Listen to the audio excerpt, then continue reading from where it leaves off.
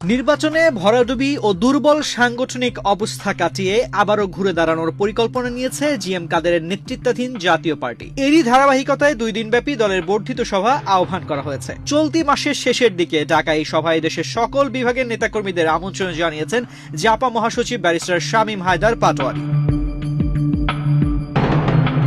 1991 সালের পর এই প্রথম ত্রয়োদশ জাতীয় সংসদ নির্বাচনে সংসদের বাইরে জাতীয় পার্টি। স্থানীয় সরকার নির্বাচনেও দলটির প্রতিনিধিত্ব উল্লেখ করার মতো নেই। এর মধ্যে দলে দফায় দফায় ভাঙন, পাশাপাশি প্রতিকূল রাজনৈতিক পরিস্থিতি। সব মিলিয়ে জাপা আবারও ঘুরে দাঁড়াতে পারবে কিনা এ নিয়ে রয়েছে সংশয়। খোদ দলটির নেতাকর্মীরাই এ নিয়ে সন্দেহ প্রকাশ করছেন। পাশাপাশি তৃণমূলের নেতাকর্মীদের মতামত সবসময় দলটিতে উপেক্ষিত। এমন বাস্তবতায় পরীক্ষিত কর্মীরা অনেকটাই হতাশ বলেও জানা গেছে। কোন কোন এলাকায় দল ছেড়ে ভিন্ন দলেও যোগ দিচ্ছেন জাতীয় পার্টির লোকজন।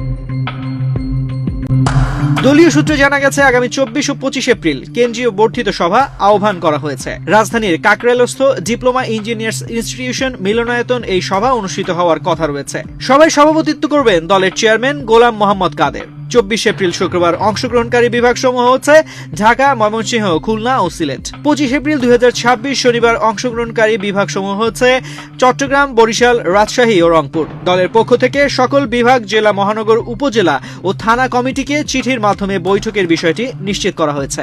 বৈঠক সফল করতে কেন্দ্রীয় পর্যায়ে বেশ কয়েকজন নেতা কাজ করছেন।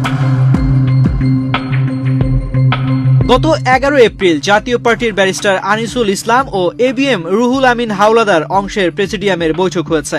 এই বৈঠকের পরপরই জাপার মূলধারা হিসেবে পরিচিত জিএম কাদেরের অংশ কেন্দ্রীয় পর্যায়ে বর্ধিত সভার ডাক দিয়েছে। অন্যদিকে নির্বাচনের ভরাডুবির পর দলে নতুন করে হাল ধরার ঘোষণা দিয়েছে জাপার প্রতিষ্ঠাতা হুসেইন মোহাম্মদ এরশাদের সাবেক স্ত্রী বিদিশা সিদ্দিক। তিনি সামাজিক যোগাযোগ মাধ্যমে ইতিমধ্যে ঘোষণাও দিয়েছেন রংপুরের ঘরে ঘরে গিয়ে জাতীয় পার্টিকে সক্রিয় করে উত্তরের জনপদে সকল আসন ফিরিয়ে আনবেন। 1986 সালের 1 জানুয়ারি যাত্রা শুরু করা জাতীয় পার্টির মূলধারা হিসেবে এখনো রাজনীতিতে পরিচিত জিএম কাদেরের অংশ। এই মুহূর্তে মূল অংশের পথে সবচেয়ে বড় বাধা হিসেবে দেখা হচ্ছে আনিসুল ইসলাম মাহমুদ ও রুহুল আমিন হাওলাদার অংশ।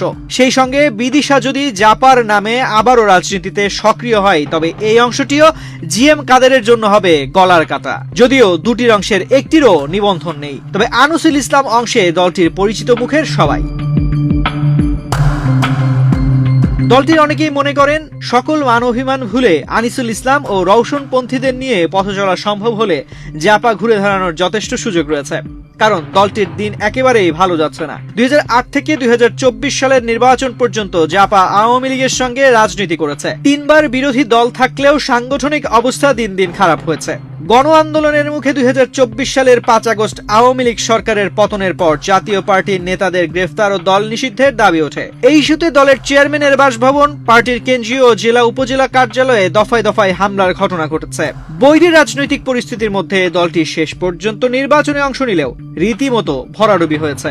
যদিও জিএম কাদের গণমাধ্যমকে বলেছেন পরিকল্পিতভাবে ইউনূস সরকার জাপাকে সংসদের বাইরে রেখেছে। নানা প্রতিবন্ধকতার মুখে দল চাঙ্গা করতে নতুন কি কৌশলে হাঁটবেন জিএম কাদের, এটাই এখন দেখার বিষয়।